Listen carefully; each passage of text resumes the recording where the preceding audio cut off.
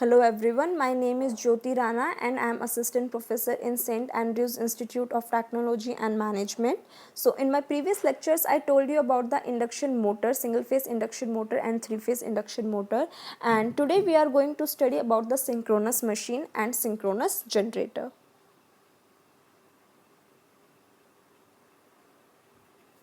So working principle.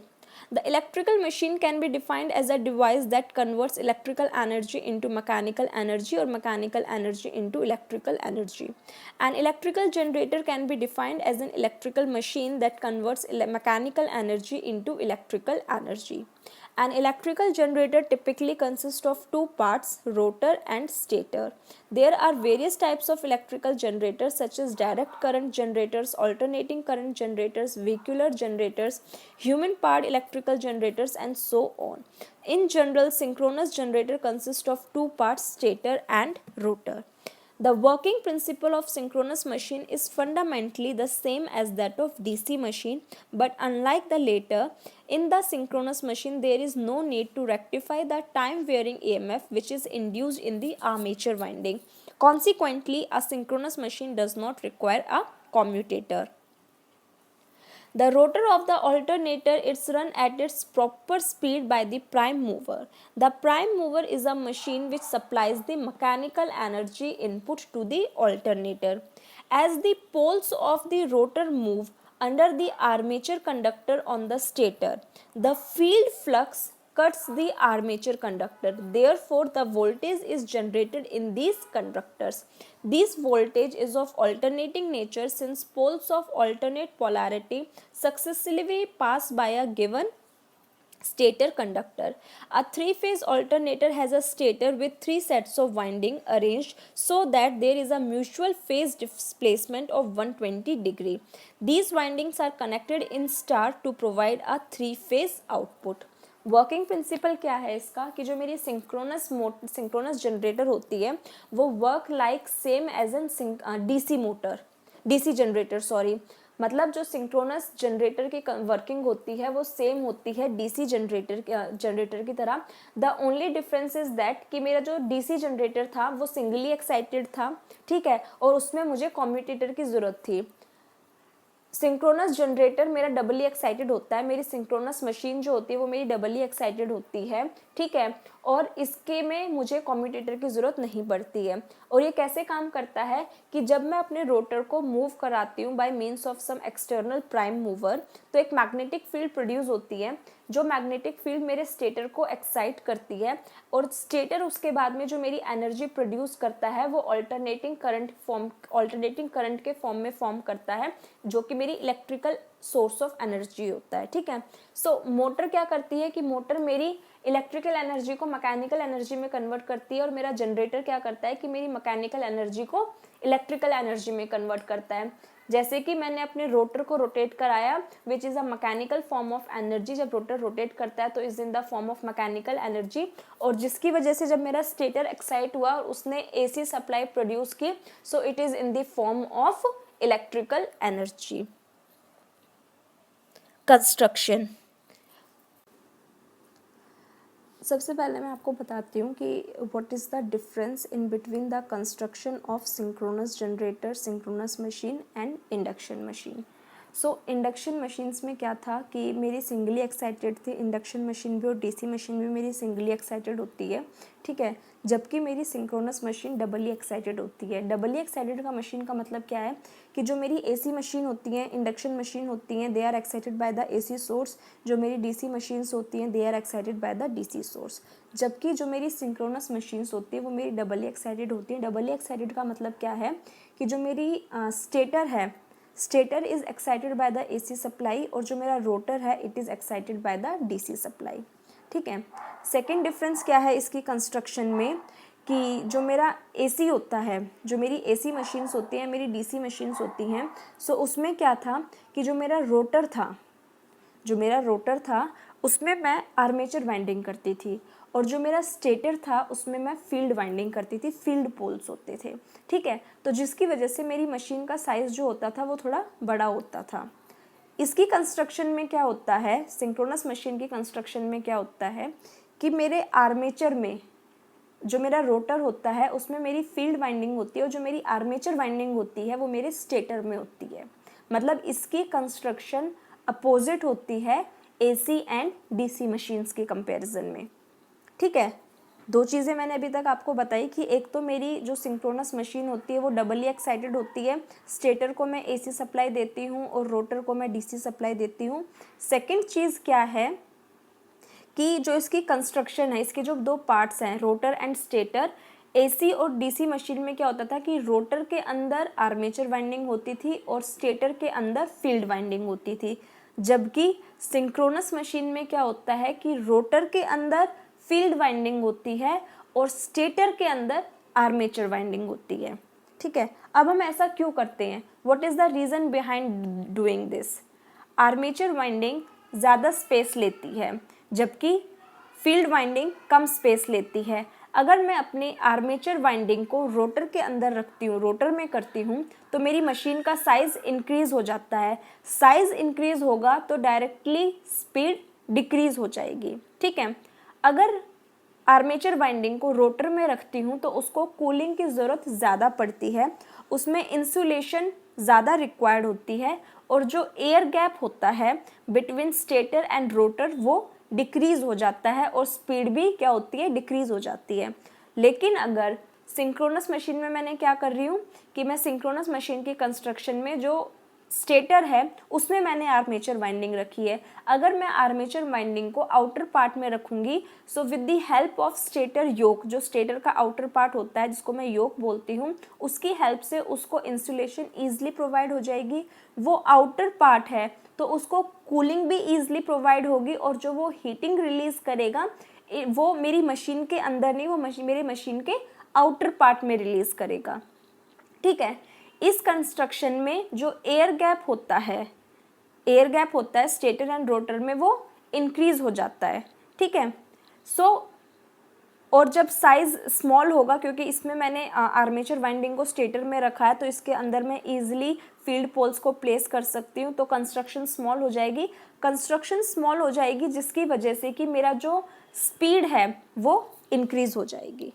ठीक है, तो आई होप आप लोगों को ये कंस्ट्रक्शन समझ में आई होगी कि what is the difference in between the construction of AC and DC machine and synchronous machine. So AC and DC machines मेरी सिंगली एक्साइटेड होती हैं, सिंक्रोनस मशीन मेरी डबली एक्साइटेड होती हैं।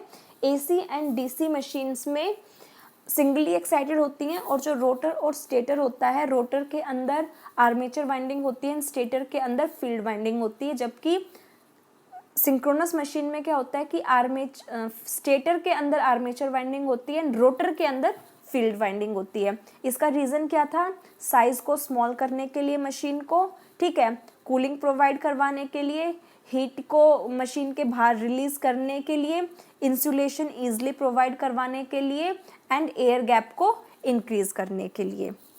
ठीक है, synchronous machine are usually of 3-phase type because of the several advantage of 3-phase generation, transmission and distribution.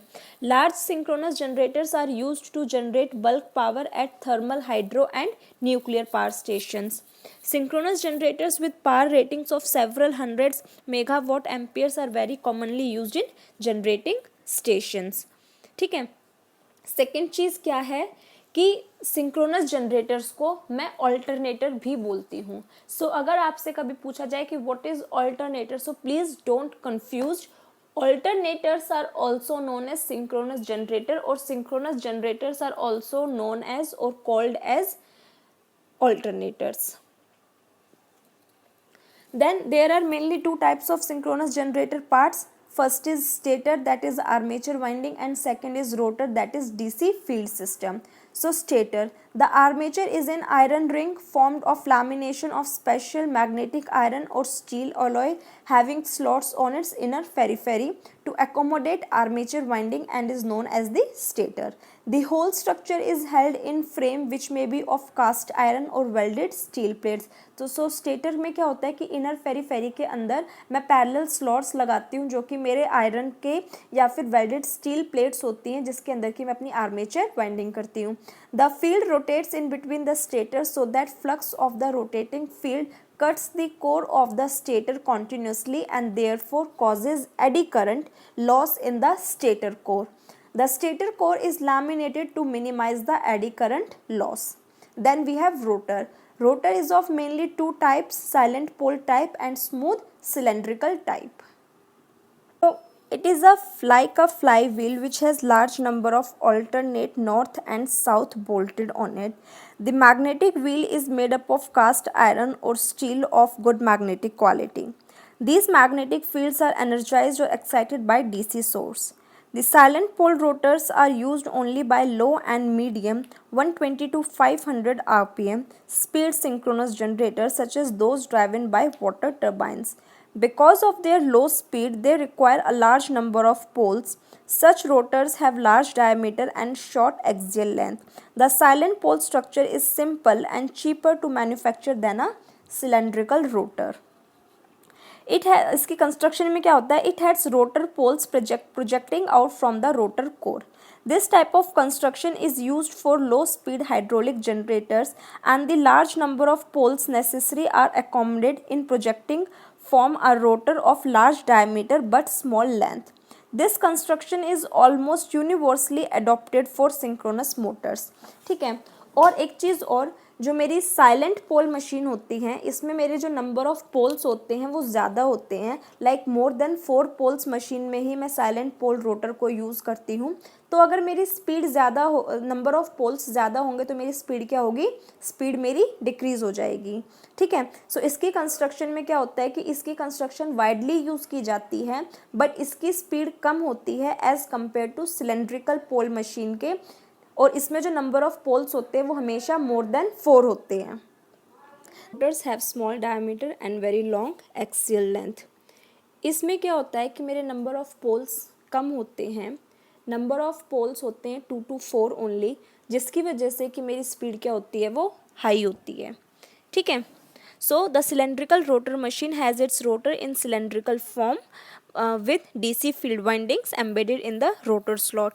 This type of construction provides greater mechanical strength and permits more accurate dynamic balancing. It is particularly adopted for use in high-speed turbo generators wherein a relatively long but small diameter rotor is used to limit the centrifugal forces developed. 2 or at most 4 pole machine use this type of construction. ठीक है. So the difference between the salient pole and non salient pole में क्या होता है कि silent pole में number of poles 4 to 60 होते हैं. नंबर ऑफ़ पोल्स ज़्यादा होते हैं इसलिए उसकी स्पीड क्या होती है, कम होती है. स्मूथ सिलेंड्रिकल रोटर और नॉन साइलेंट पोल मशीन में क्या होते हैं कि जो मेरे नंबर ऑफ़ पोल्स होते हैं they are only 2 to 4. Poles कम होने की वजह से इसकी स्पीड क्या होती है, ज़्यादा होती है. Excitation system of synchronous generator. The rotor poles of the synchronous generator are electromagnets. जो रोटर के पोल्स होते हैं they are electromagnetic. They require excitation for their operation. The field winding needs a DC supply to produce the required flux. There are several excitation systems which are used to provide DC excitation current for the generator. ठीक है. So हम लोगों ने पढ़ा था कि DC generator डबली excited होते हैं. स्टेटर में हम एसी सप्लाई देते हैं एंड रोटर में हम डीसी सप्लाई देते हैं. सो रोटर को हम एक्साइट करने के लिए डीसी सप्लाई देते हैं. डीसी सप्लाई के अलावा भी हम other sources of energy use कर सकते हैं उसको एक्साइट करने के लिए. जैसे कि हमारा फर्स्ट है AC generator terminals. In one system power is taken from the AC generator terminals, is rectified and then supplied to the rotor field system through slip ring and brushes. Second system क्या है कि excitation supply is obtained from small DC shunt generators called an exciter. It is mounted on the same shaft as that of synchronous generator. ठीक है. So हम DC generator के अलावा DC shunt generator भी use कर सकते हैं अपने रोटर को एक्साइट करने के लिए. Another system which is also known as brushless excitation system of synchronous generator, a small 3-phase generator mounted on the shaft of the main generator itself is used as an exciter. The output of the exciter is rectified and fed directly to the rotating magnetic field poles of the synchronous generator. The brushless excitation system has no commutators, slip rings or brushes which make the system simple and reliable. ठीक है। सो इसका excitation में हम लोग different methods भी use कर सकते हैं, जैसे कि एसी जनरेटर टर्मिनल्स हो गए, डीसी शंट जनरेटर हो गया, ब्रशलेस एक्साइटेशन सिस्टम हो गया, या फिर नो कम्यूटेटर मेथड हो गया। आई होप आप लोगों को ये टॉपिक क्लियर होगा। And still if you have any doubts about synchronous machine, because synchronous machine एक बहुत ही इंपॉर्टेंट टॉपिक है हमारे इलेक्ट्रिकल एंड इंजीनियरिंग में। synchronous generators are the only generators which are used at the front end of power system. Power system क्या है? Power system जहाँ से मेरी एनर्जी जनरेट होती है, ट्रांसमिट होती है, डिस्ट्रीब्यूट होती है। तो वहाँ पे जो मैं मेन सोर्स यूज़ करती हूँ अपनी एनर्जी को जनरेट करने के लिए, उसका नाम होता है synchronous generator. There only synchronous generators are used. And why we use synchronous generators? Because उनकी स्पीड जो होती है वो कांस्टेंट होती है। ठीक है, पावर सिस्टम में फ्रंट एंड में we use synchronous generators. And because why we use synchronous generators? Because their speed is constant. Okay, so thank you students, and still if you have any doubts regarding this topic, then please do mention me in the comment section.